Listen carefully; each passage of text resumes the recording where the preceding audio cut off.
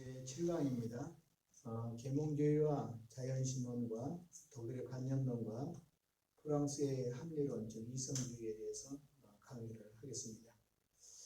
네, 먼저 기도하고 시작하겠습니다. 하나님 아버지, 오늘도 우리에게 귀한 날 주셔서 감사합니다.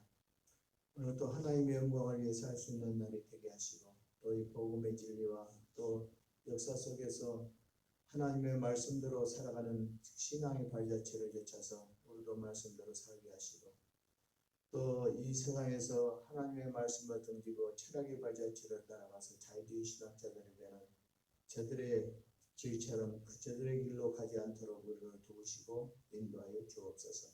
오늘 또 이 어려운 학문을 공부할 때 지혜를 주어서 잘 깨달을 수 있도록 도와 주옵소서.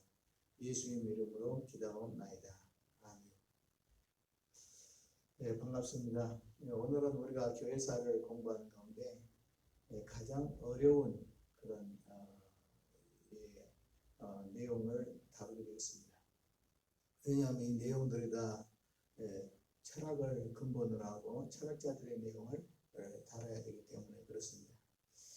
나은선 교수는 이 현대 근대 교회사를 연구할 때 이 철학의 문제 때문에 아주 힘들고 어렵다고 그래요. 심지어 이 현대 근대 교회사를 쓸 때에 16년이나 걸려가지고 이렇게 썼다고 그래요. 참으로 힘들고 어렵습니다. 아마 여러분들도 공부할 때 오늘은 좀 정신을 바짝 차리고 이렇게 공부를 해야 되겠습니다. 아마 오늘 이 현대 근대 교회사를 강의해 나갈 때 두 번의 가장 큰 여러분들에게 저나 여러분들에게 힘든 그런 과정이 있을 텐데, 오늘 이제 계몽주의, 그 다음에 자유신론, 그 다음에 독일의 관념론, 프랑스의 이성주의, 여기에 대해서 이제 공부할 때는 저도 많이 힘들고 여러분들도 많이 힘들 줄 압니다. 그러나 정신을 바짝 차리고 하면 되겠고요. 그 다음에 이제 맨 나중에 시간에 우리 근현대 교회사에서 강의 시간에 그 마지막 부분에 할 부분은 자유주의 신학자들을 좀 소개를 하려고 합니다. 그런데 이 자유주의 신학자들도 이 철학의 뿌리를 두고 바탕을 두고 있기 때문에 철학을 이해하지 못하면 오늘 자유주의 신학자들도 이해하지 못하게 돼요. 그래서 참 힘들고 어렵지만 여러분도 열심히 하면 될 줄로 믿습니다. 오늘은 이제 제일 먼저 계몽주의가 무엇인가 하는 것을 이제 살펴보게 됐고요. 그 다음에는 이제 영국의 자연신론을 우리가 살펴보고, 그 다음에 이제 프랑스의 합리주의, 즉 이성주의에 대해서 이렇게 살펴보고, 그 다음에 마지막으로는 독일 관념주의에 대해서 이렇게 살펴보고 있습니다. 여러분들 오늘 이 내용만 해도 이거 무슨 내용이지 하고 참 힘들고 어렵지만은 그래도 하다 보면 이렇게 될 줄로 믿고, 저도 이러한 면을 다 이해한 것이 아니고 이 강의를 하기 위해서 어제 밤 12시가 넘도록 계속 있고, 그 다음에 여러 번의 강의를 수없이 듣고 이렇게 하면서 어떤 데 강의를 할 때는 여기에 교환 그대로 문자를 읽어나가는 식으로 안 하고 요약을 해가지고 이렇게 여러분들이 좀 쉽게 이렇게 설명할 수 있는 방법을 택하도록 하겠습니다. 오늘 우리가 이제 계몽주의라는 것이 있죠. 계몽주의라는 것이요. 계몽주의라는 사실을 어떤 역사적 어떤 사적 흐름이 하나 생겼어요. 이 계몽주의가 생기면서 세 군데 나라에서 그 계몽주의가 세 가지 형태로서 이렇게 자리를 잡게 되죠. 영국으로 가면 이 계몽주의가 뭐가 되냐고 하면 자연신론이 되고요. 그 다음에 프랑스로 가면은 이것이 합리주의, 이성주의가 되고요. 그 다음에 이제 독일로 가면은 독일에서는 관념주의가 이렇게 되는 거예요. 그래서 알고 보면 자연신론이나 그 다음에 이제 프랑스의 합리론이나 그 다음에 독일의 관념론의 원뿌리는 계몽주의다 하는 것이죠. 그래서 먼저 계몽주의가 이해가 돼야 돼요. 그 다음에 이제 이 계몽주의가 영국에서는 이제 자연신론으로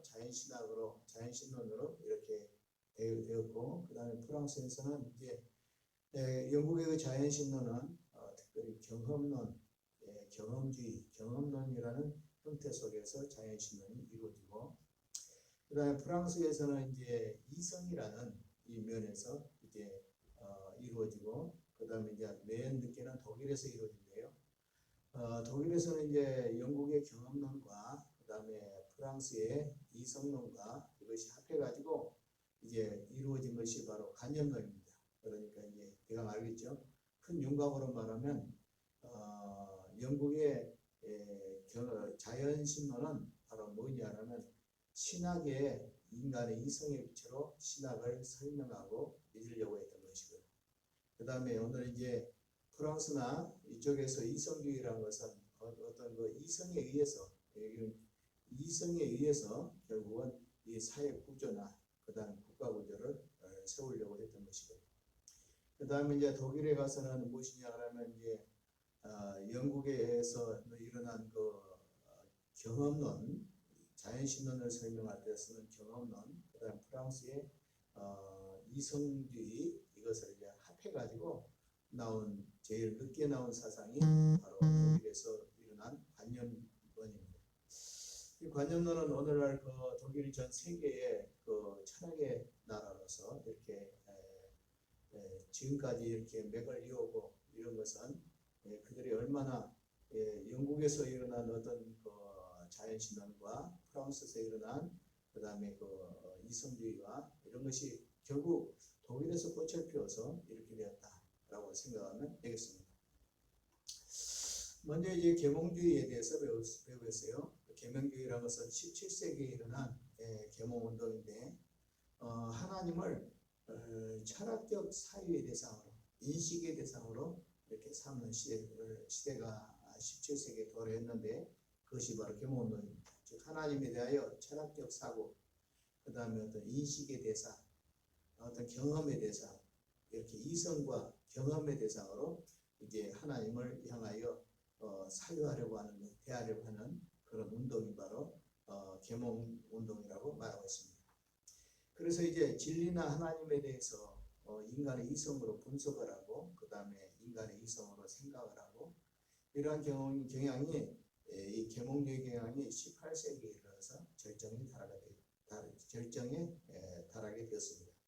이러한 흐름을 따라서 이제 기독교에서는 소위 계몽주의의 바탕에서 이제 성경을 해석하고 하나님을 해석하고 그런 가운데서 뭐가 나오냐면 오늘 자유주의 신학이 이렇게 태동이 되고 또 오늘 현대교회가 이렇게 다양한 기독교의 양태를 이렇게 이루어서 수많은 자유주의 신학이 이렇게 여러 가지 형태로 나타난 것은 결국 계몽주의의 하나님에 대한 이성적 고찰, 성경에 대한 이성적 고찰, 어떤 경험적 고찰 이런 것으로 말미암아 생겨진 양태라고 생각하면 되겠습니다. 그러면 오늘 우리는 이 계몽주의 운동이라는 것은 계몽주의 운동이 일어난 시기는 우리는 이 계몽시대, 이성시대라고 이렇게 말하고 있습니다.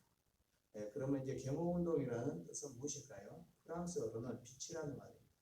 빛이라는 의미를 의미하는 그 류미에르라 프랑스어로 류미에르란 말인데 이것은 빛이라는 의미입니다. 결국 계몽운동이라는 것은 빛의 운동이다 이렇게 생각하면 되겠습니다. 독일어로서는 오늘 아우프클레롱이라는 말인데 아우프클레롱이라는 이 계몽주의 운동은 뭘 말하냐면 교육을 말합니다. 그러니까 하나는 프랑스어는 어떤 빛을 말하고 그 다음에 독일어는 교육을 말한다 이렇게 생각하면 되겠습니다. 1784년 12월 베를린 개관지에 월간 베를린에서 독일의 철학자 임마누엘 칸트가 기고한 짧은 에세이에서 계몽이란 무엇인가 이렇게 질문을 하고 난 뒤에 거기에 대답을 하기를 오늘 이 계몽주의는 이것이다 라고 대답했는데 이것이 바로 계몽주의에 대한 유래가 되겠습니다. 계몽주의 운동의 그래서 이 대표적인 슬로건에 대해서 칸트가 말하기를 계몽이라는 것은 계몽주의는 무엇이냐 그러니까 미성숙으로부터 인간의 탈출 이것이 바로 계몽이다 라고 말하고 있습니다. 미성숙으로부터 탈출이면 뭘 말하겠어요? 많은 인간은 지식을 소유해야 되고 지식을 소유함으로 말미암아 인간의 무지로부터 탈출, 미성숙으로부터 이렇게 탈출이 되겠습니다. 그러므로 이렇게 이제 계몽주의자들이 생기면서 인간은 어느 정도 알아야 될 것인가 라고 함으로 말미암아 소위 백과사전이라는 것이 이렇게 나오게 합니다. 그래서 이제 백과사전을 볼 때 인간은 이게 모든 만물에 대해서 얼마나 인간이 이성적으로 알 수 있는가 하는 인간의 지식의 함량을 이렇게 높이기 위해서 인간의 어떤 무지의 자리에서 탈출해 나가기 위해서 인간은 많은 지식을 알아야 된다라고 하므로 백과사전이 이렇게 펼쳐나게 되었다고 합니다. 그러면서 말하기를 칸트는 이 계몽주의를 미성숙으로부터 인간의 탈출이라고 말하면서 이 미성숙으로부터 인간의 탈출을 담대하게 알기 위해서 시도해라 이렇게 말하고 있고, 그 다음에 자신의 총명을 사용할 수 있도록 담대해라 이렇게 말하고 있습니다. 그래서 이제 계몽주의에 대해서 최초의 그 의미나 이런 것은 바로 칸트에 의해서 이렇게 정도에 되었는데, 곧 미성숙으로부터 인간의 탈출이라는 의미가 바로 오늘 계몽주의의 의미가 되겠습니다. 그 다음에 이제 오늘 이란이 계몽주의 형태를 이으면서 여기에 그 계몽주의에 뺄 수 없는 한 사람이 있는데 토마스 페인이라는 사람입니다. 이 사람은 이성시대라, 이 계몽주의를 뭐라고 말하냐, 이성시대라 이런 의미를 부여했는데, 그가 쓴 책이 이성시대라는 책이 있습니다. 그 이성시대라는 책의 그 부제가 어떻게 되냐면 참되고 황당무계한 신학을 점검하면서 이렇게 했단 말이에요. 그러니까 이성신학은 뭐냐, 결국 신학을 다시 점검해 봐야 된다. 왜냐하면 오늘날 신학은 바로 무엇이냐 그러면 비이성적인 거, 인간의 어떤 참으로 인간의 이성으로 받아 수납할 수 없는 그런 황당무계한 것들이 신학에 자리를 잡고 있는데, 이런 것들을 점검해 가지고 그 다음에 이제 바른 이성이 합당한 신학을 세워야 된다 이렇게 말하고 있습니다. 이 토마스 페인이라는 사람은 아주 대단한 인간의 이성주의자고 인권의 투쟁자입니다. 그래서 이제 특별히 미국의 독립혁명이 일어날 때는 그가 먼저 미국으로 갔다 그래요. 그래서 미국으로 가서 그 당시에 48페이지 정도 된 책을 썼는데, 그 책이 상식이라는 책입니다. 이 상식이라는 책에 많은 성경 기자를 가지고 집어넣어 가지고 인간들은 왜 투쟁이 아니고 인간들은 왜 혁명을 일으켜야 하는가 하는 내용들을 부추겨서 결국 미국의 독립혁명을 일으키는데 자기들이 여기 한 몫을 한 사람이 바로 토마스 페인입니다. 독립혁명을 일으키고 난 뒤에 그 다음에 이제 이 토마스 페인은 프랑스로 갑니다. 왜 프랑스로 갈까요? 프랑스의 인권 선언이 나오기 전에 그는 이제 프랑스 가서는 또 책을 썼는데 권리라는 책을 씁니다. 이 권리라는 책을 써서 인간의 권리가 무엇이냐, 모든 권리는 신 앞에 동등하다 이렇게 하면서 인간들이 향하여 오늘 이 국가를 향하여, 그 다음에 또 뭐라고 말하냐면 부유한 계층들을 향하여, 또 그 당시에 천주교의 신부들이나 이러한 이 신의 종교의 기득권을 가진 사람들을 향하여 오늘 도전하고 그런 것을 여기서 볼 수가 있습니다. 그는 특별히 이성시대에서 이제 자연신론을 연호하게 됩니다. 다시 말하면 하나님도 인간의 이성으로 오늘 우리가 판단해서 하나님을 믿어야지, 오늘 인간의 성경의 내용을 가지고 무조건 아멘해서 믿으면 안 된다 라고 이렇게 생각하게 되죠. 그래서 바로 이 자연신론을 옹호하게 되고, 또 그는 어떻게 했냐면 제도화된 종교와 기독교를 공부하게 되었습니다. 또 토마스 페인은 교회의 타락을 극적으로 아주 이 작품에서 묘사를 했고요.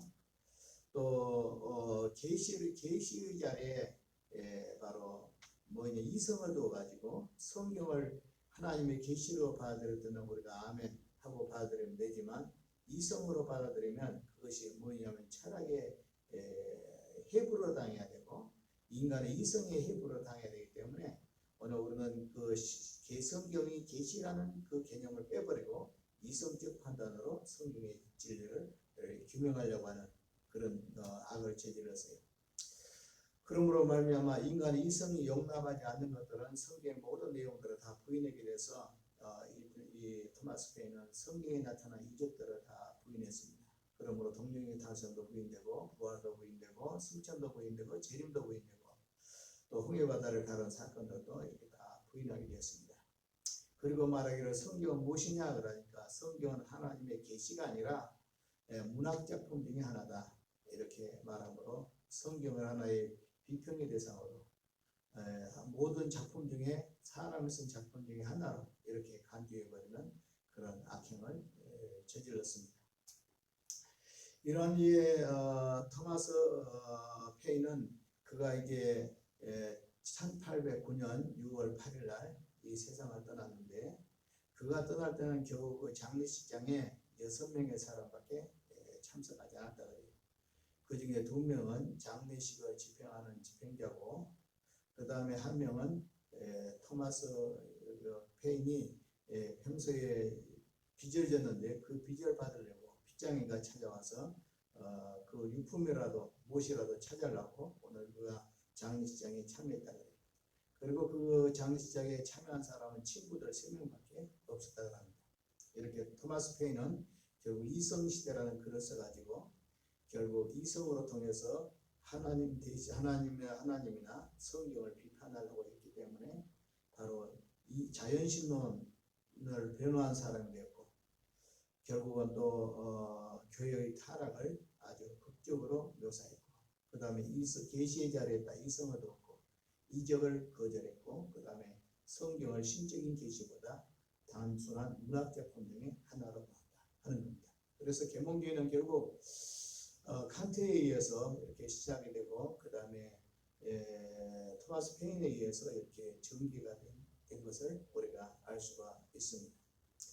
그 다음에 이제 계몽주의가 영국으로 들어와서는 이것이 자연신론으로 나타나고 그 자연신론의 한 방안으로 뭐에 나타나냐 그러면 경험에 의해서 이렇게 인간은 하나님을 알 수 있다, 알아야 된다 하는 겁니다.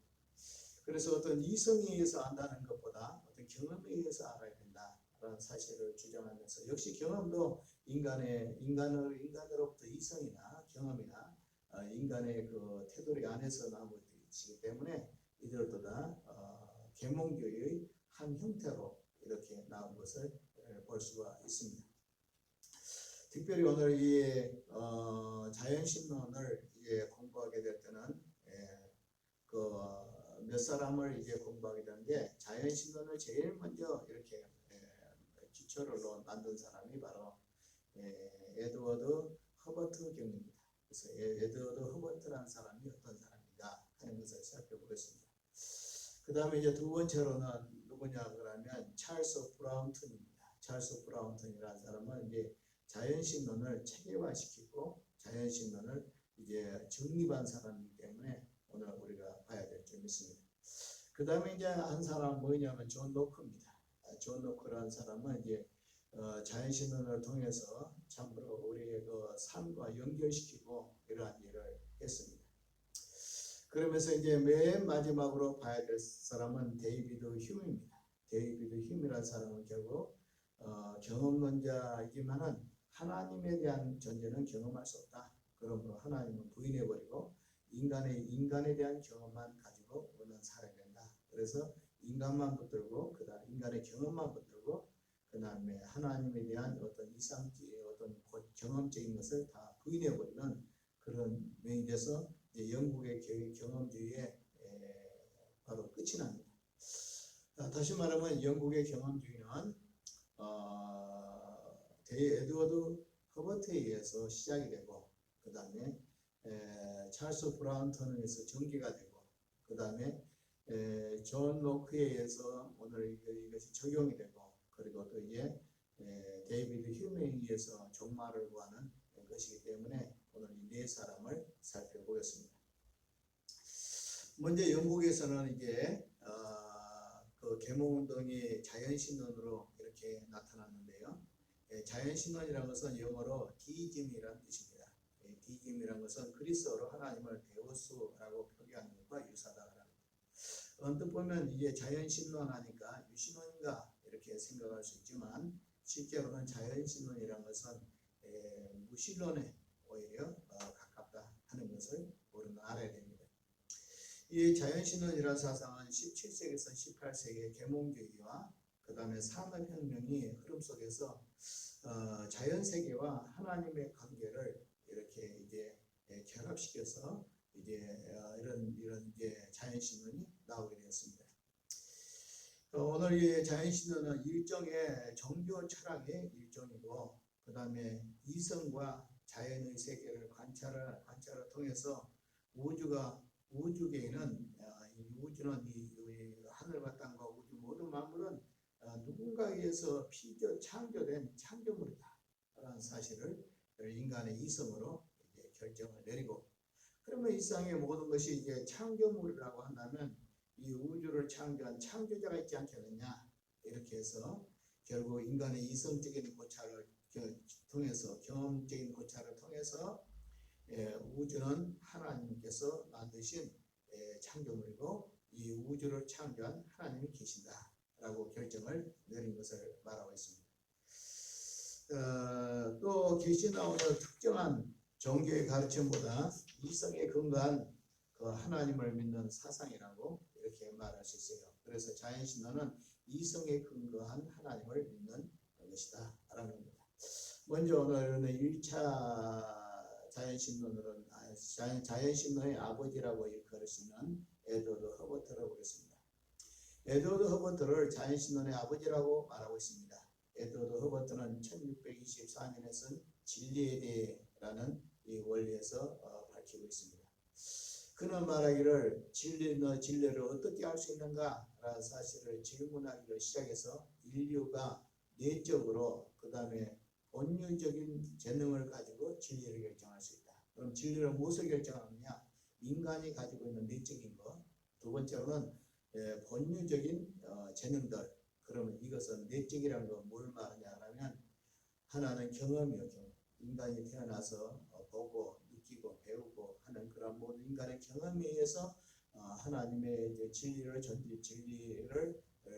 이렇게 규명할 수 있고, 또 하나는 이제 본유적 재능입니다. 본유적 재능이라는 것은 오늘 경험되지 않았다 할지라도 출생으로부터 사람들이 가지고 태어나는 어떤 이성적인 것을 가지고 태어나는데, 인간이 가지고 있는 이 출생으로부터 가지고 있는 이성적 어떤 본능의 어떤 지혜로 통해서 우리는 진리를 결정할 수 있다라고 말하고 있습니다. 이러한 재능은 네 가지로 이제 분류하고 있습니다. 기본적 본능, 그 다음에 내적인 감각, 외적인 감각, 이성이라는 것입니다. 참된 종교를 구별하기 위한 기준으로서는 오늘도 통념이 있어야 되는 거죠. 통념이라는 것은 상식. 그러니까 인간이 계속 무엇을 경험하다 보면 그것이 통일된 하나의 것이 나오는데 그것이 통념이고, 다른 말로는 상식이다. 그러므로 인간의 상식이란 경험으로부터 나온다. 이렇게 한 것이죠. 이 말이 상당히 맞죠, 맞기는. 왜냐하면 상식이라는 것은 경험되지 않는 가운데 상식은 있을 수 없기 때문에 맞지만은, 이것을 인간들의 세상의 삶의 구조나 인간들의 생활에 적용할 때는 맞지만, 이것을 하나님의 진리를 규명하고 하나님의 존재 경보를 결정하고 또 성경을 판단하는 것은 이건 잘못된 것이죠. 그는 이제 에드워드 허버트는 통념에는 5가지가 있다 라고 말하면서 오늘날 일반인들이 갖는 하나님에 대한 견해를 여기서 만날 수가 있다. 제일 첫째로는 무엇이냐? 통념의 첫째는 극상의 하나님이 존재한다. 그래서 하나님은 분명히 존재한데, 그 하나님은 누구에게나 칭송을 받아야 될 하나님이 되어야 되고, 또 그리고 모든 인간들의 피조물들의 활동 목적이 되어야 되고, 그 다음에 모든 선한 것의 원인이 되어야 되고, 또 모든 것을 만들어내는 수단으로 인류를 만족시키고, 또 이 극상의 하나님은 섭리하고 영원하고 선하고 공의롭고 지혜로운 자여야 한다. 그래서 하나님은 극상의 하나님이다. 최고의 하나님 존재가 바로 하나님이다. 그런데 그 하나님은 섭리하고 또 인간을 향하여 선을 베푸고 영원하고 공의를 베푸고 지혜로운 자여야 된다. 라고 말하고 있습니다. 두 번째 인간들이 가지고 있는 통념은 첫 번째 통념이 극상의 하나님의 존재에 대한 인식이라고 한다면 두 번째는 하나님의 주권을 반드시 경배하는 자가 되어야 된다. 이 말은 무슨 말이냐면 하나님의 섭리를 믿어야 된다. 이런 뜻으로 말하고 있습니다. 그래서 이제 통념에 일치하거나 또 우주적으로 수용으로 되는 하나님을 칭송해야 된다. 이렇게 말하고 그 칭송은 섭리적 보살핌에서 나온다. 우리가 하나님을 칭송하는 것은 무엇이냐? 인간이 하나님을 향하여 섭리하고 보살핀다라는 의미에서 우리는 하나님을 칭송한다. 이렇게 말하고 또 인류를 배려하고 돕는 섭리를 깨닫게 될 때 우리는 그 하나님께 그러니까 우리 인류에 대한 하나님의 사랑의 배려 그 다음에 또 우리 인간에 대한 어떤 섭리에 대한 것 이런 것을 깨닫게 될 때 우리는 그 하나님께 기도하고 기원하고 희생하고 감사를 드리며 자연스럽게 경배한다 라고 말하고 있습니다. 그래서 첫째는 극상의 하나님 계신다. 그분은 창조고 섭리고 그 다음에 영원하고 공의 하나님이고 두 번째로는 주권적인 신, 즉 섭리의 신을 경배해야 된다 하는 겁니다. 셋째로는 뭘 말하냐 하면 덕과 경건의 결합이 바로 종교에서 가장 실천해야 될 부분이다. 그리고 종교가 실천해야 되는 것은 무엇이냐? 덕이고 경건이다 라고 이렇게 말하고 있어요. 허버트가 말하는 경건은 오늘 하나님을 경외하는 것을 의미하고 또 덕은 선한 행실을 말합니다. 여기서 우리의 신앙은 경건이다. 하나님을 경외하는 것. 두 번째는 덕은 무엇이냐? 그러니까 선한 행실이 덕이다.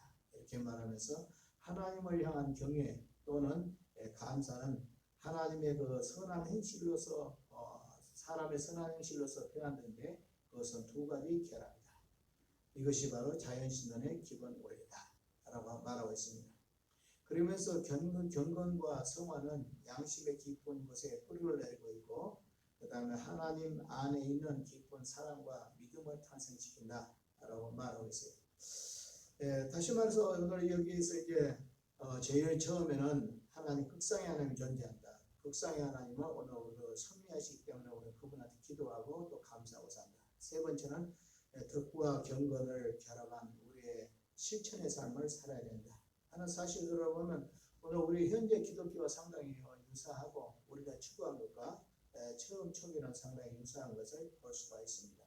이렇게 한 것은 뭐 때문에 그러냐면 자연신론이 청교도의 바탕에서 나옵니다. 이 청교도의 바탕에서 나왔는데 왜 이성을 택했냐 그러면 그 당시에 영국 국교회가 즉 성공회가 성경을 이야기하면서 계속 악행을 해가고 그 다음에 잘못된 그 생활을 버리지 않고 천주교의 오늘 타락의 잔재를 가지고 계속 있기 때문에 그것이 아니라 너희들은 성경이라는 어떤 계시를 통해서 이렇게 말한다고 하지만 차라리 우리는 이성을 통해서 어떤 인간의 어떤 경험을 통해서 차라리 오늘 우리가 하나님을 섬기면 너희들보다 더 잘 섬길 수가 있다 라고 함으로 청교도의 바탕에서 나왔기 때문에 이렇게 에드워드 허버트도 이렇게 상당히 신앙적인 면이 있고 어떤 경건한 면이 있다 하는 것을 우리는 알 수가 있어요. 그러나 문제는 뭐냐 하면 기적이나 어떤 그런 것들을 부인하니까 문제가 되고 성경을 하나님의 말씀으로 받아들이지 않으니까 문제가 되는 것이죠. 자, 그 다음 네 번째는 무엇이냐면 사람의 마음 안에는 사악하고 공포가 가득 차 있다. 그래서 오늘 인간의 악과 범죄가 분명히 나타나기 때문에 우리는 회개함으로 속죄함을 받아야 된다. 실제적으로 우리의 속죄는 무엇이냐면 예수 그리스도의 그 피를 믿음으로 속죄하죠. 우리가 막연한 회개했다고 속죄하는 건 아니죠. 우리가 회개했다고 천국 가는 건 아니죠. 우리가 예수를 믿음으로 우리의 죄사함을 받고 구원을 받고 또 우리의 회개는 성화적인 회개는 그 다음에 따라오는 것이지 회개가 먼저는 아니죠. 우리가 하나님을 먼저 믿는 것이 더 먼저인데 여기는 회개로 통해서 속죄함을 계속 강조하고 있습니다. 그러면서 이제 사제들이 고안한 다양한 의식이나 신비들을 대해서 고해성사라든지 또 연옥설이라든지 이런 것들에 어떤 대해서 일반적인 일치가 없는 것을 봤을 때 오늘 이것은 이제 참된 회개로 통해서 범죄를 씻고 하나님과 새로운 연합을 통해서 회복해야 된다. 즉 가톨릭적인 잔존이 남아있는 오늘 고해성 사람의 기타 모든 거 이런 것들을 이제 그 성공에는 버려야 된다라고 하는 것이고, 우리는 그런 방법으로 하나님 찾으면 안 된다라고 하는 것이고, 우리는 회개함으로 말미암아 범죄를 씻고 하나님과 새로운 연합을 함으로 우리가 회복돼야 된다, 이렇게 말하고 있습니다. 그런데 인간이 이렇게 회개를 하고 뭘 한다고 할지라도 결국 인간의 마음속에 사악한 이 마음들, 이런 것들이 계속 우리 마음속에 남아있으므로 우리가 아무리 회개하고 하나님을 믿는다 하지만 이 사악함이 없어지지 않는다. 그러므로 오늘 우리는 신적인 선함이 오늘 신적 공의를 만족시킬 수 없다면 오히려 오늘 이 죄의 무거운 짐으로 수많은 사람들이 이제 고통하고 또 은혜와 평강을 얻게 하는 우리의 우주적 근원이 역시 없어진다라는 거예요. 다시 말해서 인간은 사악하기 때문에 결국 회개를 한다 할지라도 어떤 길이 없다. 또 하나님을 믿는다 해도 어떤 길이 없다 하는 것입니다. 그러므로 말미암아 오늘 그는 이제 뭐라고 말하냐면 그가 이제 다섯 번째는 뭐냐라면 결국은 뭐냐로 오늘 인간은 이제 그 내세에 대한 이생과 그다음 이생 이후 이 세상과 이 세상 이후에 하나님의 선하심과 공의에 대한 어떤 보상과 오늘 우리는 하늘의 상급 이거죠. 그래서 이제 무슨 종교든지 보면 저 세상에 가서 보상이나 또 보응을 받는다는 것을 가르치고 있는데, 오늘 내적인 감정과 일치하면 평안을 느끼면서 행복을 갖게 되고, 그렇지 못하면 불쾌감을 느끼게 되면서 불행해지기 때문에 우리는 늘 죄를 회개하고 늘 그렇게 살다 보면 오늘 우리는 천국에 가서 하나님의 보상이 있을 것이고, 또 오늘 우리는 이 땅에서도 하나님의 보상이 있다라고 말하고 있습니다.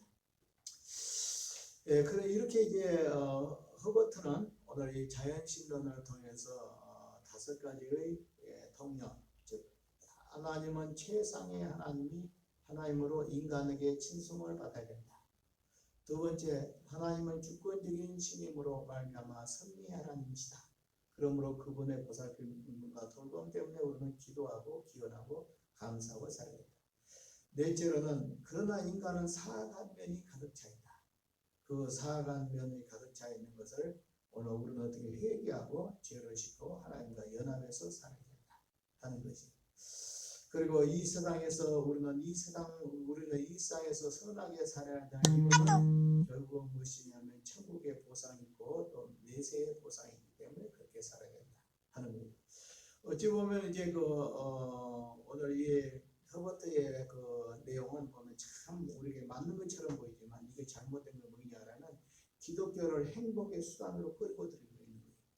우리가 하나님 믿는 것은 하나님 영광을 위해서 믿고 우리가 사는 것도 하나님 영광인데, 이건 뭐냐면 결국 하나님이고 모든 존재가 인간의 행복을 위해서 행복을 채워주는 어떤 도구로서 이용되기 때문에 오늘 기독교를 인간의 행복으로 전락시키는 것은 오늘 잘못된 것이다 하는 겁니다.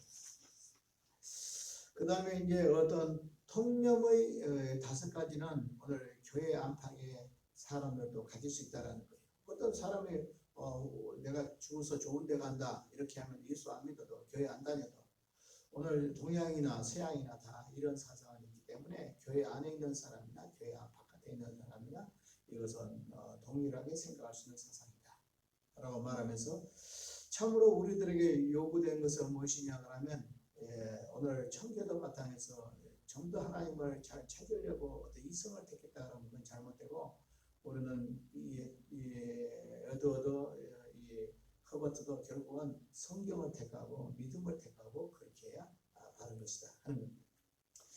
그 다음에 이제 이 허버트가 오늘 자연신론의 기초성을 나왔다 그러면 이제 찰스 브라운은 오늘 이제 여기에 체계화시킨 사람입니다. 그래서 이제 찰스 브라운에 대해서 두 번째로 보겠습니다. 영국의 시민혁명을 지켜본 급진파 정치가이면서 자유사상가인 찰스 브라운턴입니다. 그는 자연신론의 종교의 요약을 포함한 시리즈인 이성의 신탁들이라는 것을 1693년에 써서 자연신론의 원리를 제시했습니다. 그뿐 아니라 그는 교회의 부패, 그 다음에 정통 프로테스탄트에 대한 이적, 그리고 신적인 계시를 이해하는 것을 공격을 했어요. 그래서 교회의 부패, 그 다음에 정통 교회가 믿는 성경의 기적들, 그 다음에 하나님의 계시를 이해하는 어떤 믿음, 이런 것들을 오늘 이제 찰스 브라운트는 공부를 했습니다. 자기가 어떤 이성의 신탁들을 하는 이 자연신론의 원리를 가지고 공격을 했어요. 뿐만 아니라 오늘 이 찰스 브라운은 하나님을 믿는다고 그는 그러지만 삼위일체론을 부인했고, 그 다음에 예수 그리스도의 속죄의 대속의 죽음을 거절했습니다. 그러니까 아까 제일 먼저 말하는 허버트보다도 훨씬 더 자유주의 신학에, 그리고 그도 이성주의지만 더 첨예한 이성주의에 이르고 있는 걸 볼 수가 있어요. 오늘 교회의 부패로는 우리가 인정할 수 있겠지만 하나님의 이적을 부인하면 안 되고, 그 다음에 신적인 계시인 성경을 공격하면 안 되고, 그 다음에 삼위일체론을 부인하면 안 되고, 이단의 교육은 그 다음에 대속의 속죄를 거절하면 안 되겠죠. 그는 성경에 나타난 이적들을 의문신을 제시했고, 기독교의 많은 전통은 사제들과 종교 지도자들이 고안해낸 것이다. 이 말은 맞을 수도 있죠. 왜냐하면 그 당시 영국 성공회가 가톨릭의 잘못된 그 교리들을 그대로 합리하고 있었기 때문에 오늘 이런 말을 들어도 됩니다. 그러나 오늘 이 찰스 브라운트는 오늘 자연신론의 그 원리를 이성의 신탁이라는 책을 통해서 정돈을 해서 결국 그 내용이 무엇이냐, 교회 부패의 공격, 그 다음에 이적 부인, 그 다음에 계시 부인, 그 다음에 삼위일체 부인, 그 다음에 예수 그리스도의 속죄를 부인하는 것, 이런 것들은 이런 자유주의 자연신학이 이제 점점 오늘 이단화돼가는 그런 과정을 보여주고 있습니다. 그 다음에 셋째로는 이제 경험론자입니다. 경험론자는 이제 존 노크까지만 하면 그래도 하나님에 대한 사상이 있고 경건하게 살아야 된다, 이런 것이 있어요. 경험론, 오늘 이 존 노크는 바로 경험론에 오늘 기초를 놓은 사람이고 적용을 시킨 사람이죠. 자연신론의 정점에 경험론자 존 노크가 이를 생각할 수 있습니다. 그는 프랜시스 베이컨의 경험론의 전통 위에서 1690년 인간의 오성론으로 통해서 여기서 말하고 있습니다. 인간의 오성론이라고 해서 인간의 경험론, 이런 뜻입니다. 그러므로 그것은 1690년 인간의 오성론이 바로 오늘 그가 주장하는 경험론에 대해서 기초를 놓게 됩니다. 그는 이제 하나님에 대한 본유적 지식을 부인했습니다. 에드워드 허버트가 주장한 5가지 통념을 인정을 하면서 많은 사람이 하나님의 존재를 믿지 않는 것을 볼 때에,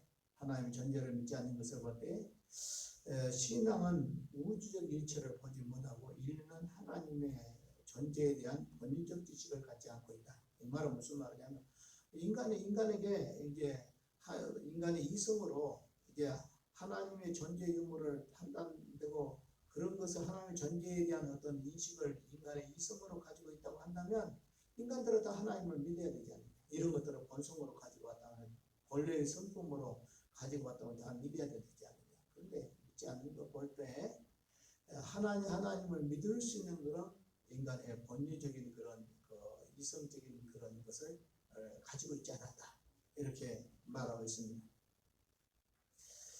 그러면서 이제 본유적 지식에 대해서 다시 말하기를 인간이 태어나면서 가지는 지식을 말한다. 그는 인간이 태어날 때 백지 상태에 있지 않다고 했다. 인간은 아무것도 안 가지고 멍하게 태어나서 백지 상태지만, 그러나 인간은 출생으로부터 인간은 지성적인 것을 가지고 있는데 그것이 본유적인 지성이다 라는 겁니다. 그래서 인식적 존재로 태어나기에, 인간은 무엇을 인식할 수 있는 존재로 태어나기에 인간의 존재에 대한 지식을 가지게 되고, 또 하나님이라고 불리는 존재도 인식할 수 있다. 어떤 것도 무에서 시작하지 않는다. 그래서 본유적 지식을 가지고 있지만 이 본유적 지식으로 통해서 우리가 하나님을 믿을 수 있는 그런 본유적 지식까지는 가지고 있지 않다, 이렇게 말하고 있습니다. 그 다음에 세 번째로는 이제 종교 진리는 이성에 의해서 인식된다. 결국 기독교의 모든 진리는 인간의 이성에 의해서 인식된다, 이렇게 말했어요. 그는 인간이 하나님의 존재에 대한 본유적 지식을 가지고 있지 않기 때문에 종교적 진리를 지각하기보다는 인간의 이성이 초자연적인 계시로 인하여 인식할 수 있다라는 것이죠. 그러니까 다시 말하면 인간이 가지고 있는 어떤 본인적 지식은 하나님에 대한 어설픈 지식을 가지고 있지만 그것으로 통해서 하나님을 믿거나 예수를 믿거나 그렇게 할 수는 없기 때문에 하나님이 오늘 우리에게 성경이라는 계시를 줬다. 그래서 이제 성경이라는 계시를 우리가 인간의 이성의 틀에서 인식하면 이제 거기에서 오늘 우리가 하나님의 존재를 믿을 수가 있다. 그러니까 성경 자체를 계시로 다 믿는 것이 아니라 성경에 어떤 주어지는 하나님의 이성적인 것에서 다 반대된 거 다 빼버리고 나머지 부분들을 오늘 우리가 받아들이고 나면 오늘 우리는 하나님을 알 수 있고 될 수 있다는 거예요. 그러면서 이제 인간의 구원은 뭐냐라는 인간의 그 본래적 본성의 본유적 지식으로 하나님을 알지 못함으로 성경에서 말하고 있는 예수를 메시아로 믿으면 그리고 하나님의 아들을 믿어야 된다. 그리고 죄를 회개하고 그 다음에 가난한 자나 병든 자를 돕는 선한 생활을 살아야 된다. 이것이 바로 인간의 구원이다. 그러니까 인간은 본래적인 어떤 본적 지식을 하나님에 대한 지식을 가지고 있지만 그 지식으로 하나님을 믿을 만큼 그 정도는 되지 않기 때문에 사람들을 보면 대부분 하나님을 믿지 않고 살고 있다. 그러므로 하나님 우리에게 계시를 줬는데 그것이 성경이다. 근데 성경에서도 인간의 이성적으로 거절된 것은 다 부인해버리고 그 다음 이성적으로 이렇게 고쳐질 수 있는 부분이 있는데 그가 예수다. 그래서 예수 그리스도에 대해서 성육신이라든지 부활이라든지 이런 것들을 부인하면서도 그 예수를 믿어서 오늘 우리가 회개하면 구원에 이른다.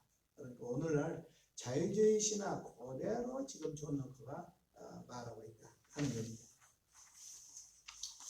그 다음에 이제 휴머를 보겠습니다. 이제 휴머를 보면 이제 자연신론의 마지막을 봐요. 지금까지는 이제 에드워드 허버트는 자연신론을 제일 먼저 말한 사람. 그 다음에 이제 찰스 브라운트는 이제 자연신론을 이제 원리를 이렇게 체계화시킨 사람. 그 다음에 이제 존 노크는 이거 자연신론의 기초를 놓으면서 어떤 적용을 하는 것. 그 다음에 이제 데이비드 휴먼 맨 마지막에 자연신론이 종결되는 모습이 나오고 있습니다. 오늘 이 18세기 후반에 자연신론의 종결을 지은 사람은 스코틀랜드 철학자 데이비드 휴입니다. 그래서 데이비드 휴이라는 사람은 지금 스코틀랜드 사람들 가운데서 가장 존경하는 사람 가운데 한 사람입니다. 그런데 이제 오늘 이 사람의 이렇게 동상에는 보면 석상에는 보면 책을 가지고 있는데 책이 그리 없다 그래요. 이것은 뭐냐면 인간의 이성에 대해서 회의한다 이런 내용이 되겠죠. 그는 이제 합리주의를 반대하고 즉 이성주의를 반대하고 그 다음에 이성보다 열정이 인간의 행위를 지배한다. 즉 경험이 인간의 이성보다 인간의 경험이 인간의 행위를 지배한다. 이렇게 말하고 있습니다. 그는 노크의 신중한 경험주의의 결과를 완전히 발전시키고 했고 그 방법은 인간성의 자체를 연구하는 데 사용했어요. 그는 인간이 실제로 세상에 살고 있기에 이 방법을 택해야 한다라고 말하고 있습니다. 주요 원리는 인간의 신념의 이유를 발전시키는 과정을 파악했어요. 그래서 인간의 신념에 대해서 어떻게 이렇게 발전시켜야 되는가 하는 걸 보면서 이러한 방법을 알기 위해서 휴먼 인간의 본성론이라는 책을 썼어요. 인간의 본성론이라는 것도 알고 보면 어떤 이성론이라는 것도 이성론이라는 것도 같은 거예요. 먼저 이제 그 휴먼 제일 먼저 인식을 이렇게 인식과 관념 이걸 둘러 놨습니다. 인식과 관념. 관념이라는 것은 뭐냐면 관념이라는 것은 어떤 것을 보고 만지고 그 다음에 맛보고 배우고 이렇게 해서 인간의 경험에 의해서 이것이 하나의 사상이 되고 신념이 되는데 이 신념이 된 것을 바로 관념이라 이렇게 말하고 있습니다. 인상은 무엇이냐 그러면 그 도장을 찍듯이 이렇게 인간에 의해서 즉각적으로 이루어진 걸 말하고 있어요. 그래서 관념과 그 다음에 인상이라는 것을 이렇게 분리시킵니다. 그래서 오늘 여기서 이제 여기에서 존 노크는 이제 데이비드 휴먼 이제 관념과 신념을 이렇게 분류를 시키면서 이게 신념 중에서도 이 관념으로 통해서 만들어진 신념도 있고, 그 다음에 이제 사람의 출생으로부터 가지고 나온 신념도 있다 그래요. 이것은 인간이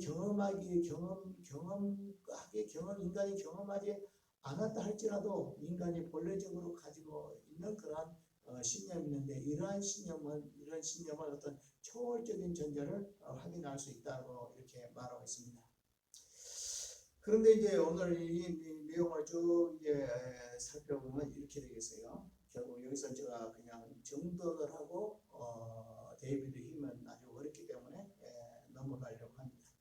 즉 이제 데이비드 휴먼이 크게 나와서 뭐냐면 인간은 관념과 신념으로 나눠진다. 근데 관념은 인간의 경험에 의해서 나와서 이제 결국은 관념이 나중에는 이제 신념으로 된다 하는 겁니다. 그럼 경험이 하나 나중에는 신념이 된다. 경험을 계속 인간이 경험하면 그것이 하나의 확실하게 자기가 믿어지는 신념이 된다. 그래서 신념의 전 단계가 관념이고, 관념이 결국은 신념이란 결과를 낸다. 이렇게 말하면서, 그러면 신념이란 것은 아주 확실한 것인데, 확실한 것을 경험으로 통해서 얻게 되는데, 경험하지 않는 신념도 있다. 근데 경험하지 않는 신념으로 가지고 하나님을 살펴봐야 하는데, 하나님 자체는 하나님 형상도 없고 모습도 없고 아무것도 없음으로 말미암아 우리는 인간이 생득적으로 가지고 있는 그 신념을 가지고도 살펴보면 하나님이 없다. 그러므로 하나님이 없기 때문에 결국 하나님은 학문의 대상이 아니고 하나님 안 계신다. 그러므로 인간들은 무엇에 대한 것을 관념하고 그것이 신념이 되야 되냐? 그러니까 인간에 관한 부분들만 우리가 경험하게 되고, 경험하다 보면 신념이 만들어진다. 이렇게 말하고 있어요. 그래서 이제 이런 사실들을 볼 때 데이비드 휴먼 아니 하나님은 이제 관념에 대해 신념의 대상이 아니다라고 부인해 버렸기 때문에, 결국 그런 이제 하나님을 부인해 버렸기 때문에 이걸로 이제 자연신론이 종결돼요. 왜냐하면 그거 하나님이 계시다 그러면 또 이제 자연신론이 연결되겠지만 그에 의해서 이제 하나님의 존재를 부인해 버렸기 때문에 자연신론에 이제 종결되고 마지막 사람이 된다 하는 겁니다. 이렇게 영국의 자연신론은 에드워드 허버트에 의해서 제일 먼저 시작되고, 그 다음에 찰스 브라운턴에 의해서 이것이 전개가 되고, 그 다음에 이제 존 노크에 의해서 이것이 기초석을 놓고 적용이 되고, 그 다음에 데이비드 휴먼에 의해서 부인해 버리는, 그래서 자연신론이 종결을 하는 그런 모습을 볼 수가 있습니다. 그 다음에 이제 영국에 와서는 이렇게 경험주의가 자연신론으로 연결되고 결국 경험론으로 이렇게 이야기됐다면, 이제 독일에 와서는 이제 어떻게 될까요? 독일에서는 이제 관념론으로 이루어졌다 하는 겁니다.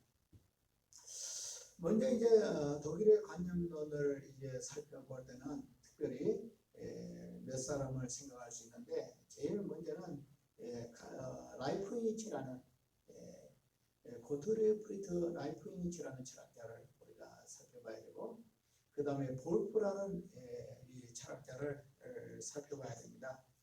그리고 이제 그 다음에 이제 더 살펴볼 수 있는 사람은 임마누엘 칸트에 대해서 이렇게 살펴보도록 하겠습니다. 먼저 라이프니치에 대해서 살펴보겠어요. 오늘 라이프니치는 어떤 사람이냐 하면 천주교와 그 다음에 종교에서 세워진 교회들, 즉 루터교와 개혁주의교회와 그 다음에 성공회와, 이것이 다 하나가 되어야 된다. 그래서 초계파주의라는 것을 만든 사람. 그래서 초계파주의를 형성돼야 이 국가도 살고 그 다음에 사회도 산다. 그렇지 않으면 계속 이제 후교와 신교가 싸운다든지, 또 개신교회와 신교들끼리 서로 싸우고 그러면 이 사회 구성이 안 되기 때문에, 이 사회를 위해서 바로 천주교와 그 다음에 프로테스탄트 교회들이 하나가 돼서 초계파교회를 만들어야 된다 하고 주장한 사람이 바로 오늘 라이프니치입니다. 그래서 라이프니치는 프로테스탄트주의와 로마 카톨릭의 결합을 말하면서 최초의 초계파주의자다 있다라는 것입니다. 그러면서 그는 어떤 사람이냐 하면 또 초계파주의에서 신앙이 좋은 게 아니고 그 신앙은 범신론적인 신앙입니다. 왜냐하면 동양의 범신론을 그대로 받아들이고 있기 때문에 그렇습니다. 그러면서 오늘 그는 최초의 초계파주의이면서 이제 뭐라고 하면 종교적 연합을 위해서 이성을 강조했습니다. 인간의 이성으로 이제 생각해 보면 다 천주교나 개신교나 다 하나 돼서 서로 사이좋게 지내고 이 세상을 화평하게 살 수가 있다. 이렇게 주장한 것이죠. 이러한 이성적인 접근을 해서 이제 분리된 세계를 하나로 이루려는 것. 그 당시에 카톨릭과 이제 그 다음에 개신교로 나눠진 이 분리된 이 서로의 세계를 하나로 만들려고 이렇게 했던 것입니다. 그는 이 구체적인 종교 연합을 위해서 세 가지 방편을 제안했습니다. 첫째는 언어의 정확성입니다. 먼저 참여한 자들이 개념이 무엇인가 하는 것을 정확히 이해해야 된다는 것입니다. 다시 말해 종교 간의 화해를 하려면 왜 화해를 해야 되는가 하는 어떤 언어적 개념성이 오늘 분명히 해야 된다 하는 것이고, 두 번째는 화해하려면 서로 너그러운 마음을 가져야 된다. 그래서 두 번째는 관용해야 된다. 종교적 관용을 가져라 하는 거예요. 이제 천주교와 기독교가 하나가 되려면 셋째로는 뭐냐? 작은 걸음부터 이제 과정을 밟아라. 어려운 문제, 믿음으로 구원받는 이런 가지고 하지 말고 소소한 것부터, 작은 것부터 하나하나 풀어나가다 보면 결국 이제 모든 것까지 다 풀리게 될 것이다. 이렇게 말하므로 종교적 연합, 즉 초교파주의, 천주교와 기독교의 오늘 연합을 말하고 있습니다. 그러나 그가 궁극적으로 원했던 것은 뭐냐면 어떤 교회의 어떤 진리나 하나님에 대한 것이 아니라 오늘 이 사회 구조 속에서 어떤 평안을, 그 세계의 평화를 요구를 했고, 종교적 논쟁을 피해서 이제 조화와 평화가 주어질 것으로 생각했습니다. 그리고 이러한 종교적 연합이 그 정치적 평화를 위한 첫걸음이라고 이렇게 보게 됐고요. 이것이 이제 정치적으로 신앙을 풀어간다는 착각입니다. 그래가지고 그는 이제 이 지상에 이상적인 기독교 국가를 만들겠다. 천주교와 개신교가 하나 돼서 이 세상에서 살기 좋은, 서로 싸우기 사이좋게 사는 이 세상에 살기 좋은 하나의 기독교 나라로 만들겠다라고 하는 것이 바로 라이프니츠의 사상입니다. 그러나 그가 중요한 그렇게 되다 보니까 어떤 초계파주의를 지향하다 보니까 그 개신교의 성경적인 교리들, 천주교와 하나 될 수 없는 그런 교리들을 다 부인해버리게 되고, 또 이렇게 교리를 부인함으로 말미암아 오늘 결국은 하나 될 수 없는 것을 우리가 이제 목격하게 됩니다. 그러니까 우리가 그래서 이제 종교 간의 어떤 화합이라든지, 그 다음에 기독교 안으로 능치로 불러지는 천주교와 그 다음에 정교회와 개신교의 화합을 할 수 없는 것은 뭐냐면 가장 큰 것은 교리적인 문제예요. 그래서 이 교리적인 문제에서 하나 될 수 없기 때문에 하나 될 수 없는데, 이 교리의 벽을 뛰어넘어서 하려고 그는 이렇게 꿈을 꾸었지만 실상은 이루지 못한 사람이 바로 라이프니츠입니다. 그래서 라이프니츠 하면 어떤 사람이냐? 결국 초계파주의. 무엇에 대한 초계파주의냐? 그것은 바로 프로테스탄트와 천주교 사이에 초계파주의에서 기독교 이상국가를 세우려고 했다 하는 것을 말해주고 있습니다. 그 다음에 이제 이렇게 이제 라이프니츠가 이렇게 초계파주의 어떤 사회와 그 다음에 어떤 그 기독교와 신학과 융화를 취하려고 했다고 한다면, 볼프주의는 무엇이냐고 하면, 볼프주의는 크리스티안 볼프라는 사람인데, 오늘 이 사람은 이제 독일 계몽주의를 대표해서 정점을 찍은 사람입니다. 그러므로 독일 계몽주의에 정점을 찍은 사람이기 때문에 소위 그 이름을 따가지고 볼프주의라는 것이 만들어졌습니다. 이 볼프주의는 오늘 이제 그 라이프니츠와 칸트 사이에서 활동한 가장 탁월한 독일의 철학자고, 뿐만 아니라 그는 할레 대학에서 원래 강의를 해서, 할레 대학은 원래 기독교 대학이라 독일 경건주의가 지배한 이 할레 대학에서 결국 그는 책을 썼는데, 1713년 인간 오성의 힘에 대한 이성의 생각들이라는 책, 두 번째는 하나님, 세상 및 인간의 영에 대한 이성적인 생각들과 일반적인 모든 것들이라는 이 두 가지 책을 썼어요. 이 책의 책명에서 말하는 것처럼 이성적인 생각들 이렇게 나온 것을 보면 결국 무엇이냐, 인간의 이성과 그 다음에 신학의 어떤 조화를 이루려고 그렇게 했기 때문에 결국 그 학교 당국에서는 바로 이 볼프는 바로 인간의 이성으로 신학을 깨뜨리려고 하는 자다라고 해서 학교 교수에서 쫓겨났어요.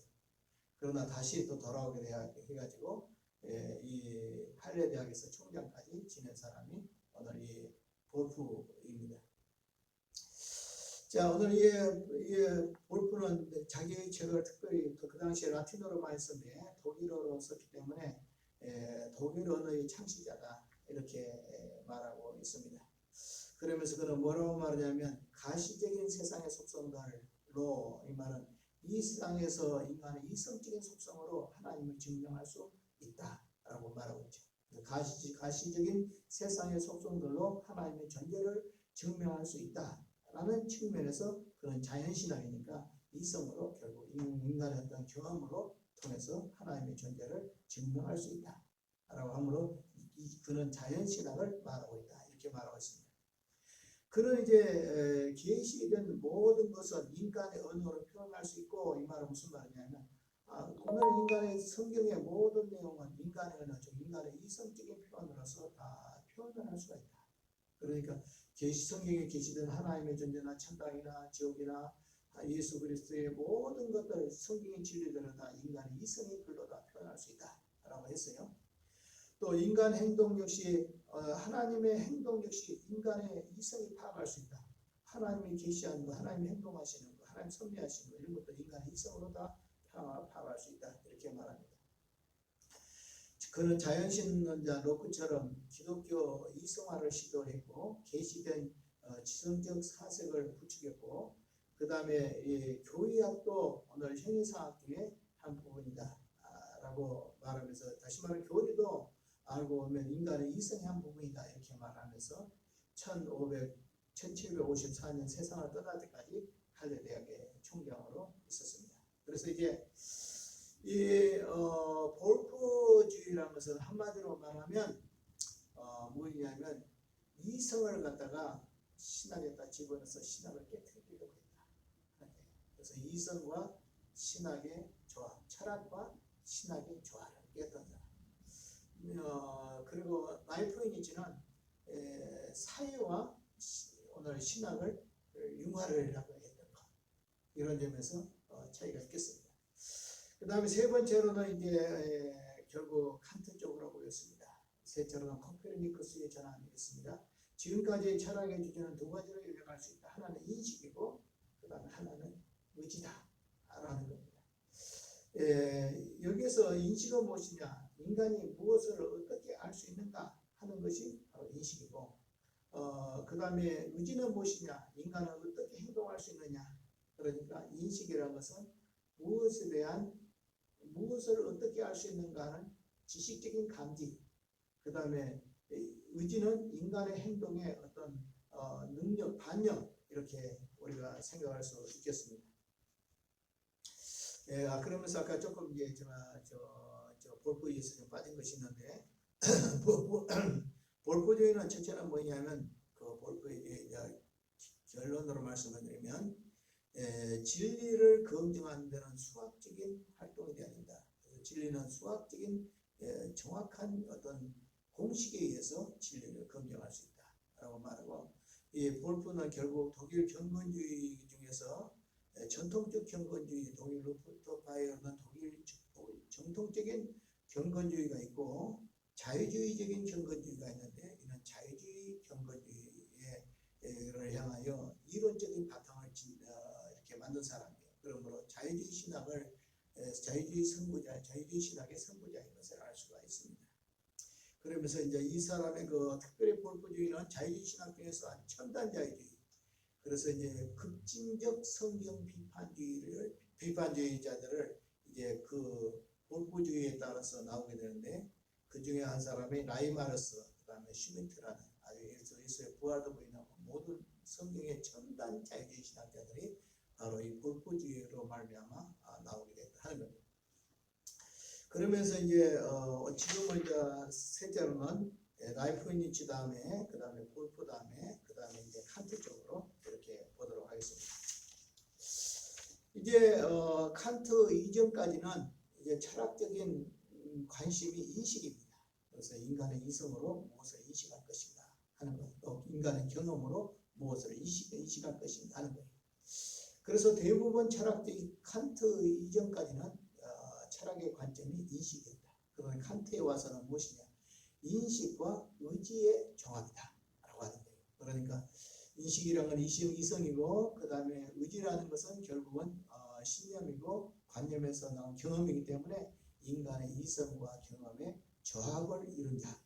이것이 바로 독일 관념주의를 이루는데 이가 바로 칸트다 하는 겁니다. 그래서 이 칸트를 통해서 인간의 이전 철학을 읽을 수가 있고 칸트를 통해서 또 이어지는 이 철학들의 해결이라든지 또 이러한 철학들의 어떤 인간의 그 방향을 우리가 읽을 수가 있어요. 17세기에서 18세기 영국의 자연신론적인 자연신론을 정결한 사람이 데이비드 휴미라고 한다면 칸트는 독일의 합리주의를 종결짓고 새로운 영역의 길을 열었습니다. 다시 말하면 관념론이라는 그러한 이제 길을 열었어요.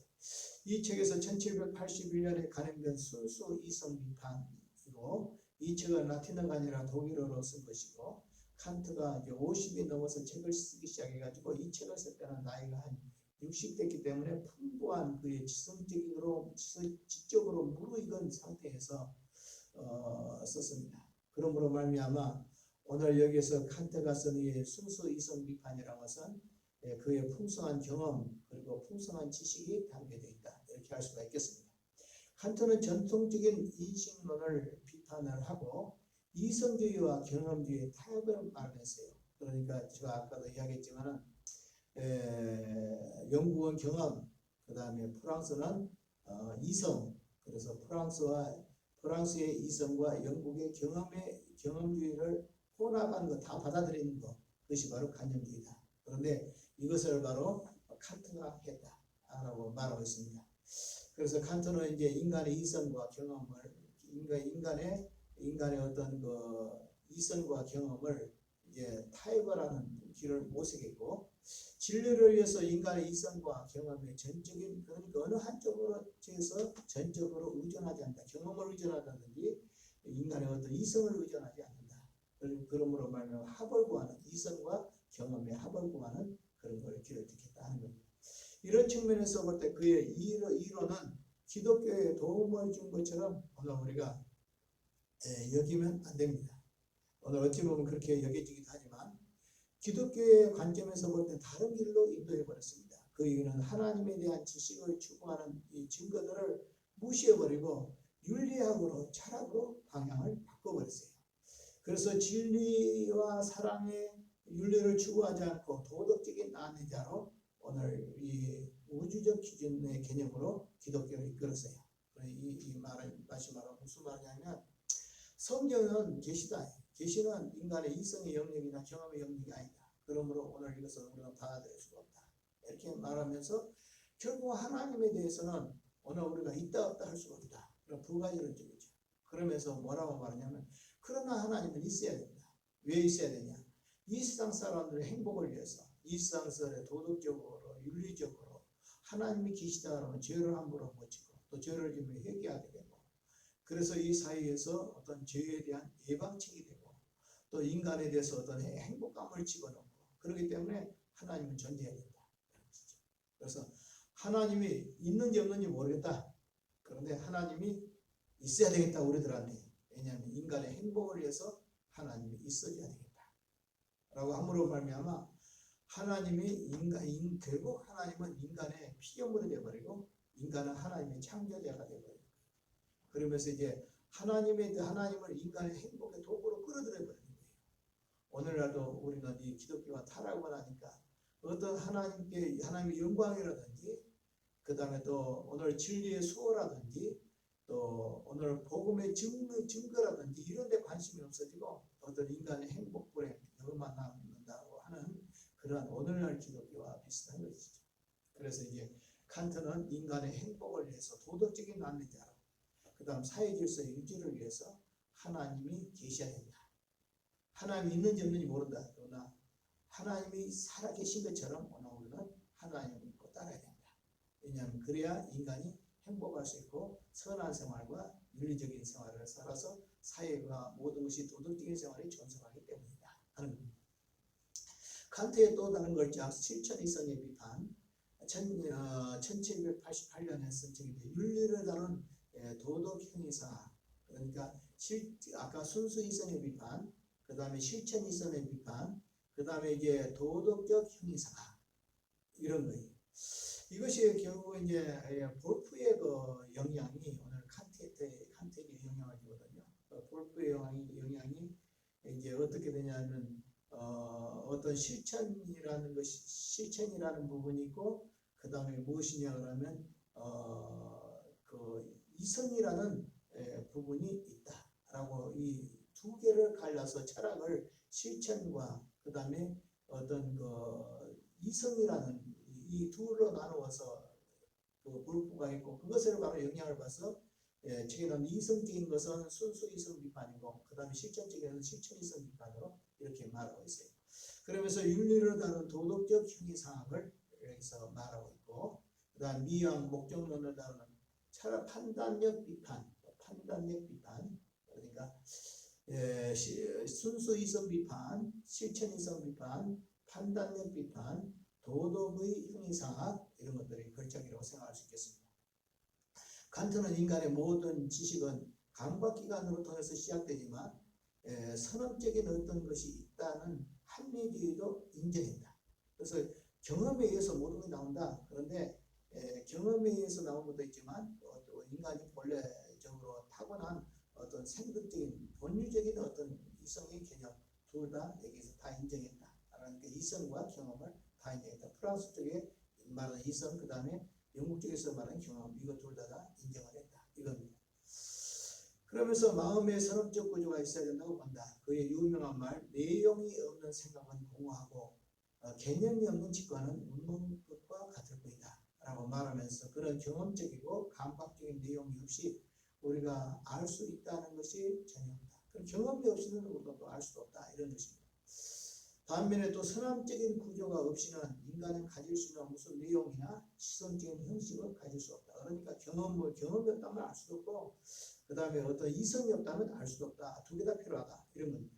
그의 철학적 사고는 하나님의 존재는 인식의 대상이 될 수가 없다. 말하면서 인간의 노력에 의하여야 최고의 선의 결정을 다룬다. 그러면서 기독교는 도덕적인 종교다. 라고 했죠. 아까 이야기한 대로 여기가 성경 자체는 계시고 계시에 나타난 하나님은 오늘 이성의 바깥의 영역도 경험할 수 없다. 그러므로 하나님은 성경의 기적이나 모든 것 다 교리를 다 부인하지만은 그러나 오늘 인간의 행복을 위해서 인간의 도덕적인 생활을 위해서 하나님은 존재해야 된다. 그리고 우리는 하나님 살아계신 것처럼 믿어야 된다. 이렇게 말하고 있어요.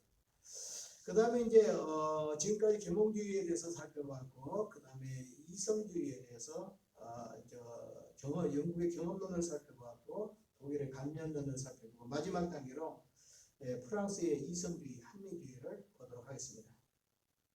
이성주의는 영국의 자연신론의 영향으로 태동이 되었습니다. 18세기 프랑스 이성주의를 대표하는 사상가는 볼테르와 루소입니다. 그러므로 원래는 이제 데카르트, 그 다음에 이제 볼테르, 그 다음 루소 이렇게 해야 되는데 오늘 특별히 이성의 주의를 살펴볼 때 데카르트보다 더 발전시키고 후대에 체계화된 볼테르와 루소를 살펴보겠습니다. 볼테르의 맹소제입니다. 존 노크의 영향을 받은 자연신론의 영향을 받았다는 뜻이죠. 볼테르는 구약 성경의 하나님께서 자신의 쾌락을 위해서 인류를 창조한 후에 멸망시켰다고 비난한다. 이거 지금 하나님을 완전히 비난하고 있어요. 볼테르는 하나님이 자신을 위해서 하나님 만들었지 않았느냐. 그런데 선악과정 따먹었다고 인간을 에덴에서 추방을 하고 그 다음에 노아 홍수를 통해서 멸망을 시키고 이런 하나님은 어떻게 하나님이냐. 이게 바로 이성적인 하나님, 이성적으로 생각해봐라. 이게 하나님인가? 라고 비난을 하게 되고 기존의 종교적인 것을 날카롭게 비난하고 홍수로 멸망시킨 것을 이해할 수 없다. 어떻게 하나님이 이렇게 자기 영광을 만들었다 해놓고 또 마음에 안 든다고 인간을 홍수를 죽이냐, 이해할 수 없다. 또 원죄를 개념을 공격하면서 어떻게 부모의 죄가 자식들에게 고생을 시켜야 되는가. 그러므로 말미암아 그는 아담의 죄가 후손들에게 전가되었다 하는 것을 부인하는 거예요. 볼테르는 원죄의 근거에서 인간의 행위에 판단하기보다는 인간성의 어떤 해결을 통해서 이렇게 대해서 이제 화를 낸다, 이렇게 말하고 있습니다. 볼테르는 1759년 소설 킹디드요, 캉디드. 이 캉디드라는 소설은 자기의 모든 이 이성주의, 합리주의가 다 들어있어요. 이것으로 통해서 이제 모든 걸 다 공격해 나갑니다. 1759년에 쓴 이제 캉디드라는 책을 썼는데 그 자신의 멘토였던 라이프니치를 주인공으로 내세워 그의 낙천주의를 공격했다. 이 책에서는 그의 종교와 신학자 그리고 정부, 군인, 그 다음에 철학자들을 우회적으로 공격한다. 볼테르가 얼마나 무서운 사람이냐면요, 그 책에 보면 이렇게 말하고 있습니다. 그가 이렇게 교회를 시라고 왕들을 지목했는데 뭐라고 말하냐면 이 신부들의 창자를 꺼내가지고 그 다음에 또 왕들의 목을 졸라서 죽이고 싶다. 이 정도 이런 표현을 썼어요. 얼마나 그가 이제 종교를 가진 사람들, 신학자들, 그 다음에 정부의 어떤 관료들, 군인들, 철학자들 이런 사람들을 싫어했는가 하는 걸 알 수가 있습니다. 그러면서도 이는 결국 부자입니다. 그리고 이 사람들은 많은 부유한 사람들을 좋아했어요. 반면에 루소는 가난뱅이였다고 한다면 이 볼테르는 부자였습니다. 그리고 그래서 이제 볼테르와 루소가 서로 마음이 통하면서도 통할 수 없고 가까이 할 수 없는 것은 오늘 부자와 가난한 사람을 가까이 할 수 없는 것과 그런 관계이죠. 자, 보겠습니다. 당시 프랑스인들에게 종교적인 모독, 그 다음에 정치적 선동 및 지성적인 적대심의 도사리고 있기 때문에 이 책을 이제 출판할 때 사람들이 많이 유행하게 됐다는 뜻입니다. 그래서 사람들이 프랑스의 보통 사람들이 교회의 천주교의 악행, 그 다음에 군왕의 악행들 이런 것들을 통해서 증오심이 돌발해가지고 그 책이 많이 팔리게 됐다 이 말입니다. 이 책에서 서로 학살하는 사람들이 나옵니다. 그들은 거짓말쟁이, 기만한 사람, 배신한 사람, 도둑질한 사람, 무력한 사람, 공격적인 사람, 겁쟁이, 환상적인 사람, 외식적인 자들, 어리석은 사람입니다. 순전한 칸키드는 주인공은 최선을 다해 살고자 하지만 이러한 현실들을 세계를 직면하면서 실망, 좌절을 맛본다. 어디선지 불법, 부정, 추함, 그 다음에 투정이 가득 찬 것을 경험하게 된다. 결국 칸디드는 사람을 잔인하게 죽이고 그 다음에 자신의 타락한 삶을 보면서 세상을 원망하고 비관적으로 바뀌게 된다. 과연 하나님이 살아계신다면 판단은 독자에게 맡긴다 라고 말하고 있어요. 그래서 칸디드라는 이 소설의 이 책의 주인공이 바로 그 사회의 부조리에 대한 저항, 그리고 사회의 부조리 속에서 또 이런 소외, 그 속에서도 그 살아보려고 하는 잔인 몸부림, 그 속에서도 이제 살 수 없어서 자살을 택하는 이런 것을 소설을 통해서 이제 모든 교회를 그 당시 천주교를 공격하고 그 다음에 왕들을 공격하고 귀족들을 공격하고 그 다음에 또 이렇게 해서 하나님을 향하여 저항하고 이러한 일들을 하게 되는 걸 볼 수가 있습니다. 볼테르의 작품에서 자신을 잘 드러내고 있다는 비판을 자신을 잘 드러내고 있다는 비판을 피하면서 겸허하게 기독교를 비우고 있다. 그러니까 직선적으로 기독교를 공부하지 않고 빙빙 돌려가지고 기독교를 공개하고 있다 이 말입니다. 그는 평생을 통하여 로마 카톨릭을 반대하는 자리에 있었다. 갈릴레오와 뉴턴 같은 새로운 과학적인 지식을 반대하는 교회의 자세를 향하여 비판한다. 그러니까 옛날에 교황들이 새로운 과학적인 학설, 지동설이라든지 또 이제 뭐 이렇게 뉴턴 같은 만유인의 법칙이라든지 이런 이야기를 하면 이제 이들을 향하여 로마 교황 측이 제지하고 그 다음에 그들을 향하여 괴롭힌 사실들을 근거로 인해서 오늘 반대를 했다 이 말입니다. 그러면서 교회 권한을 축소시키는 것이 자기의 꿈이었다. 어떻게 해서라도 가톨릭의 권한을 축소시킬까 하는 것을 여기서 말해주고 있습니다. 그래서 이제 이제 마지막으로는 루소의 감정주의를 보겠습니다.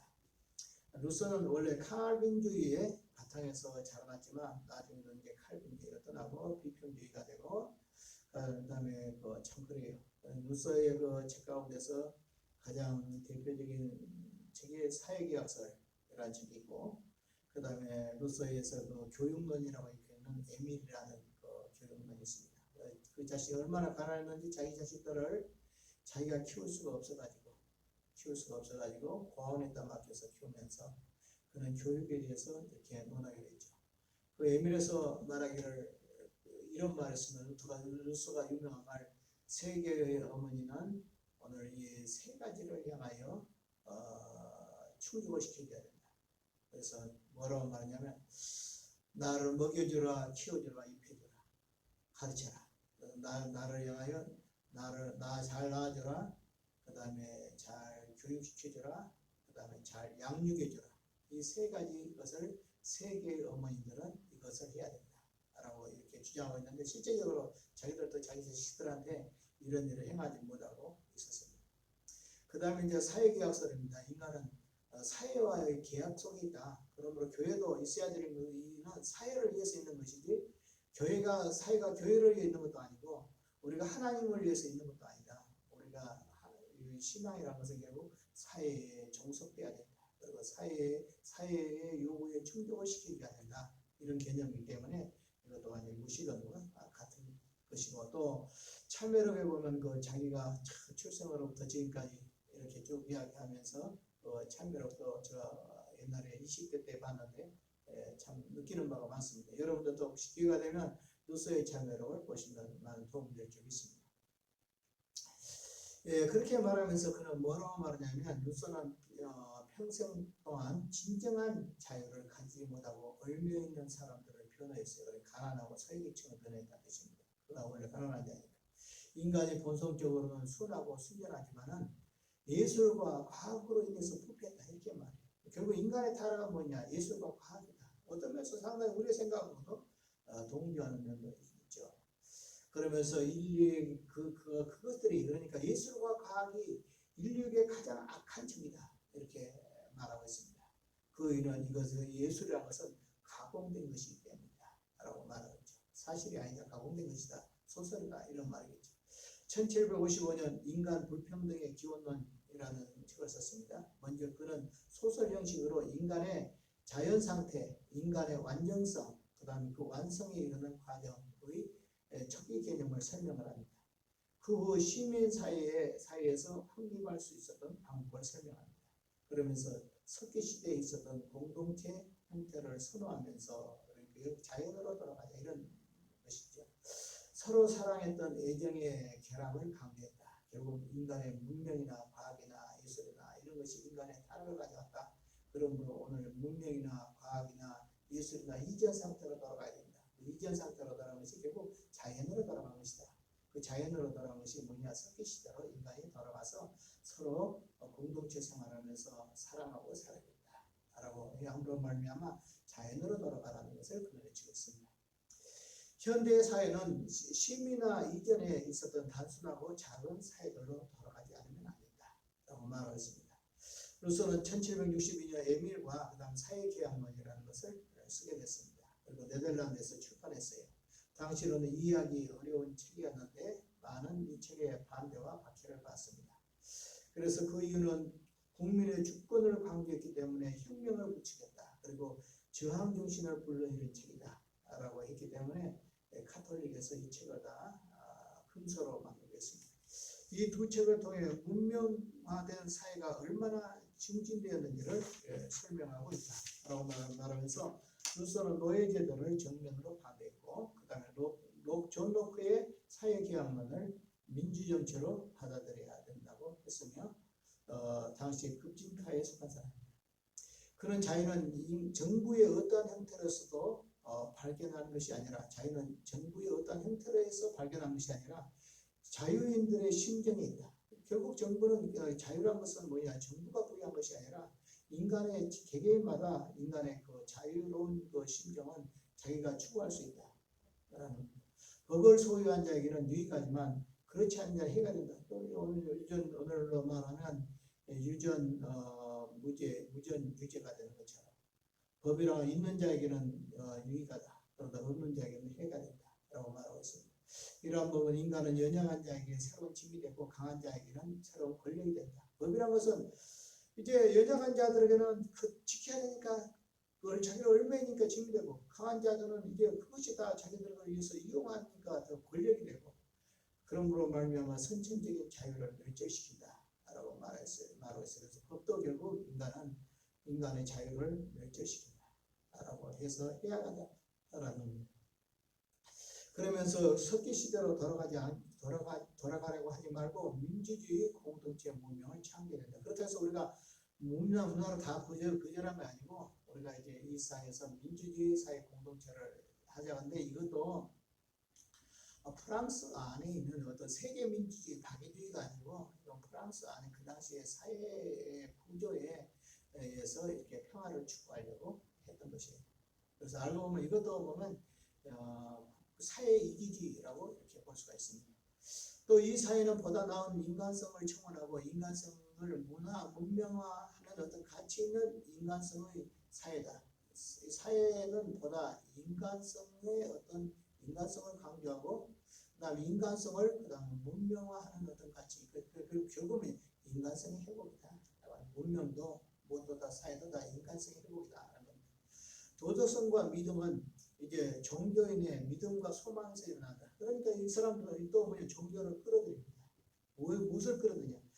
어떤 인간의 도덕적인 생활을 위해서 종교가 필요하고, 그 다음에 어떤 인간의 믿음, 인간의 아름다운 특징을 위해서 오늘 종교에 대한 믿음, 이런 소망이 필요하다. 그래서 어떤 구원받고 영생 얻고 이런 종교보다도 사회에 기여를 하고 또 사회에 봉사를 하고 사회에 종속되고 사회가 주인이 되고 종교가 그 사회의 종이 되는 그런 이용 종교로 사회의 어떤 행복의 이용의 도구로서 오늘 교회를 또 지역교회를 생각하고 있다는 겁니다. 그런 인간성을 힘들게 한 것이 원죄가 아니다. 원죄를 부인하고 있어요. 힘들게 하면 원죄가 아니다라는 거예요.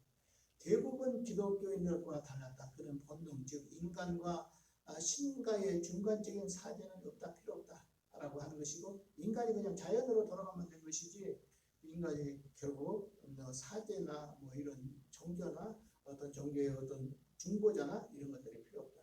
그래서 결국 인간은 그 원래의 인간자로 돌아가는 것이 그것이 행복이다. 그것은 바로 그 자리는 원죄가 있는 것이 아니다 라고 하므로 그 인간의 힘들게 하는 원죄를 부인하면서 인간이 그냥 간섭받지 않고 자유로운 자리로 돌아가는 것이 자연으로 돌아가는 것이고 그것이 종교가 해야 될 의무다 라고 말하고 있습니다. 그러면서 이 사회는 보다 나은 인간성을 청원하고 쪽에 이야기하면서 밑에 보면 그는 인간성을 힘들게 한 것이 원죄가 아니다 라고 했으면서 신과 인간의 어떤 중개자인 천주교 신부 이런 것들은 필요 없다고 말했고 인간을 자연으로 돌아가게 하는 종교를 창조하고 싶어 했다. 그는 예수 그리스도는 구속주가 아니다. 예수 그리스도의 구속을 부인해. 이단이죠. 예수 그리스도의 구속주는 예수 그리스도가 구속주가 아니고 인간성을 회복하는 모범이다. 그러니까 인간의 삶의 어떤 모범적인 수치를 제시하는 인간의 인간성 회복의 어떤 모델이다라고 생각할 수 있지만은 그는 이 인간을 향해서 구속주, 즉 구주를 죄에서 구원하신 구속주가 아니다라고 말했어요. 종교적 관용 대신 그가 주장하는 것은 교회밖에 구원이 없다고 하는 사람들은 국가에서 쫓아내야 된다. 그래서 그 교회 안에서 구원이다. 교회밖에 구원이 없다. 만약 그런 사람들은 국가에서 쫓아내는 건 역적이다. 그래서 어떤 개인 구원조차도 다 부인해버리는 것을 말하고 있습니다. 1762년 루소는 처방을 당해서 스위스와 영국으로 있다가 그 다음 1764년에 사회개혁론이 결국 로마 카톨릭의 교회에서 금소로 지정되고 그 다음에 로마 천주교에서 결국 프랑스의 로마 천주교에서 금거령이 떨어질 정도였어요. 그러니까 루소는 그때 이제 1765년 영국의 데이비드 휴메한테 가서 거기서 이제 도피처를 찾지만 그가 이제 루소가 영어를 하지 못하기 때문에 친구들과 사귀지 못하고 또 정신적으로 얼마나 고통을 받았으면 정신 착란증에 걸릴 정도로 되어 있다가 그 다음에 이제 프랑스로 돌아와서 죽을 때까지 정신병으로 고생하다가 1774년에 세상을 떠났습니다. 그래서 오늘 지금까지 이제 계몽주의, 그 다음에 영국의 자연신론, 그 다음에 프랑스의 합리주의, 이성주의, 그 다음에 독일의 관념주의까지 이렇게 살펴봤어요. 어렵지만은 이제 자꾸 또 몇 번 이렇게 듣고 이렇게 복습하다 보면 어느 정도 깨달을 줄로 믿습니다. 저도 이 부분은 어려운 부분이고 실제적으로 가장 교회사를 가르치는 중에서 가장 힘든 부분이 오늘 제가 강의한 이 부분입니다.